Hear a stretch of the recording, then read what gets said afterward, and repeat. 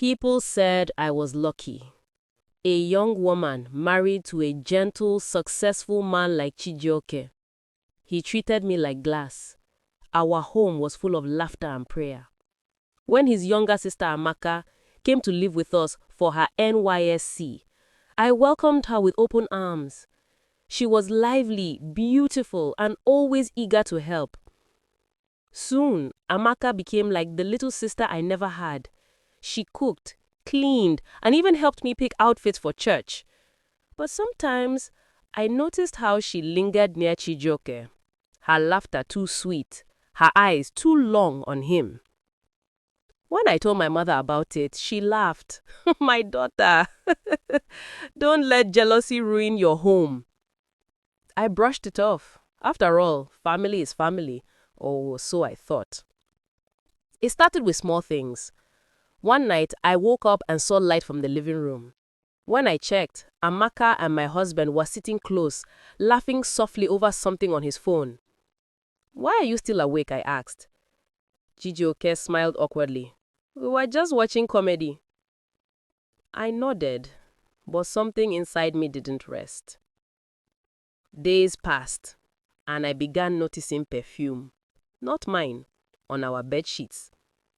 My husband suddenly became too busy for evening prayers, too tired for conversation. And Amaka, she avoided my eyes whenever I entered a room.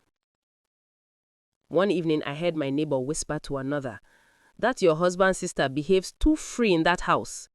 That night, sleep refused to come. My heart began to prepare for war, though I prayed it was all a lie.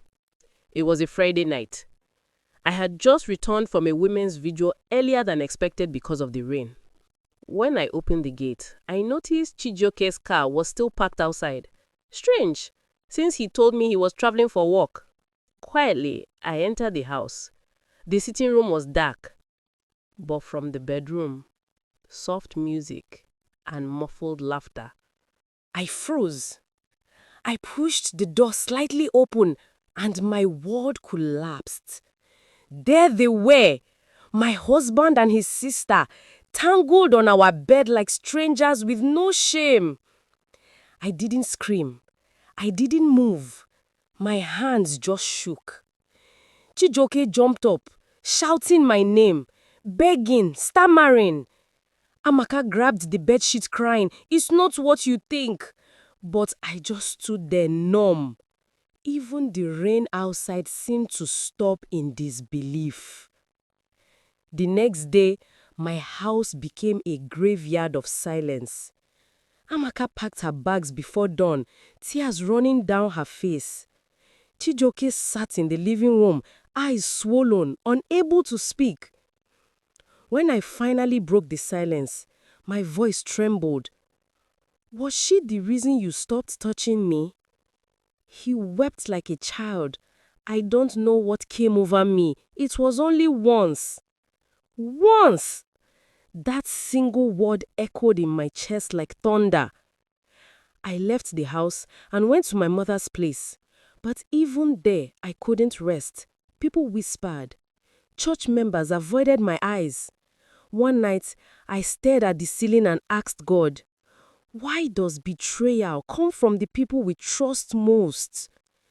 There was no answer, just my own heartbeat loud and heavy in the darkness. 2 months passed. Chijioke came with elders to beg. He had grown thin. His voice cracked when he spoke. "Please, Nema, I am not proud of what I did. I am ready to start again." I said nothing.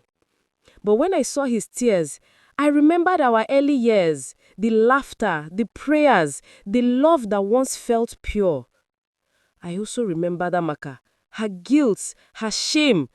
She had stopped picking anyone's calls. Rumors said she had left town. That night, I prayed for strength, not revenge. And somehow, peace entered me like quiet rain. When I saw my husband the next day, I said softly, "I forgive you." But forgiveness doesn't mean forgetting. It means I choose peace over pain. He wept again. And for the first time in months, I felt free. Years later, our marriage found healing slowly, like a broken pot carefully mended. We went for counseling, prayed, and rebuilt trust brick by brick.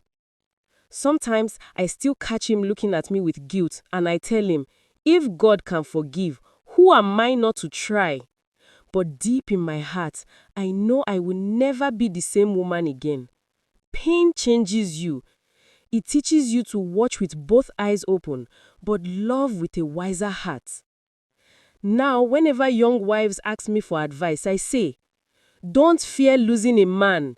Fear losing yourself trying to keep one. And when I pass a mirror, I no longer see the broken woman who cried that night. I see a survivor, a woman who walked through fire and came out shining. Moral or wisdom? In life, betrayal will test your faith, but forgiveness will prove your strength. Sometimes, God allows heartbreak to open our eyes to the truth. Not every family member is family, and not every wound should end your story. Some should begin your healing.